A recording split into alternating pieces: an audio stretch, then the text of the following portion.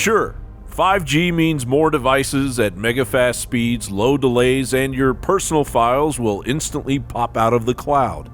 But the 5G rollout is rife with so many issues threatening human health and civil liberties that it's simply easier for the Mockingbird media to sell you a stack of positives rather than address the mountain of negatives.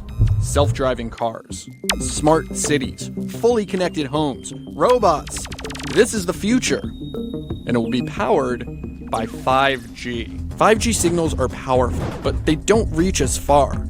Making it work will require thousands, maybe even millions of mini cell phone towers pretty much everywhere you can imagine. On every lamppost, the side of every building, maybe even in every room of your home. Self-driving cars, for example, require a continuous stream of data. The quicker that information is delivered to autonomous vehicles, the better and safer they can run. For many analysts, this is just one example of how 5G could become the connective tissue for the Internet of Things, an industry that's set to grow threefold by 2025, linking and controlling not just robots, but also medical devices, industrial equipment, and agricultural machinery. Meanwhile, the federal government just signs off on big tech's blank check. They will just deal with the repercussions later. Why not? Congress is so unaccountable. Liability is at an all-time joke level. Why not let a massive unknown potential health threat spread itself throughout every city and suburb across the United States? The only way we have a deployable, secure 5G system is either with Nokia, Ericsson, Samsung, or some combination of them.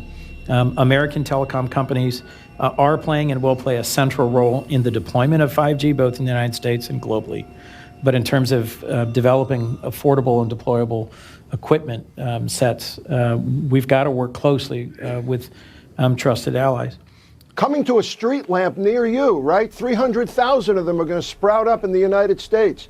And preliminary studies from National Toxicology Program looking at 2G and 3G look like it can possibly cause heart tumors and brain tumors in rats, not people, mind you, rats, but change cells in the brain and cause ringing in the ears. So we don't know the long-term health risks, and I'm not willing to take that off the table, especially since 5G is closer to you because it's faster and it's higher definition, but it doesn't travel as far. So I need to see longer-term studies on this. Why is 5G a risk? 5G is ultra-high frequency and intensity, which is further compounded by the millimeter waves that don't travel through objects or as far as 4G or 3G. Add to that, more mini cell towers must be installed because the current cell towers can't accommodate 5G. As RadiationHealthRisks.com writes, it is estimated that they will need a mini cell tower every 2 to 8 houses. This will greatly increase our RF radiation exposure. All cell towers emit radio frequency radiation.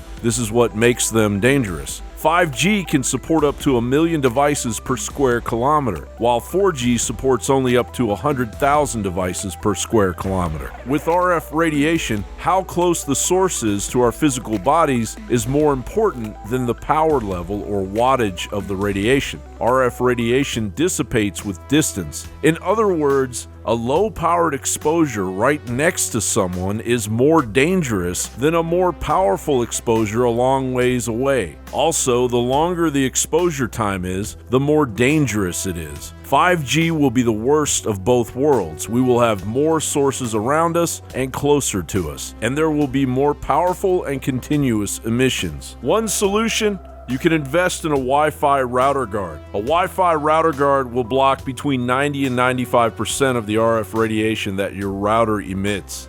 John Bowne reporting.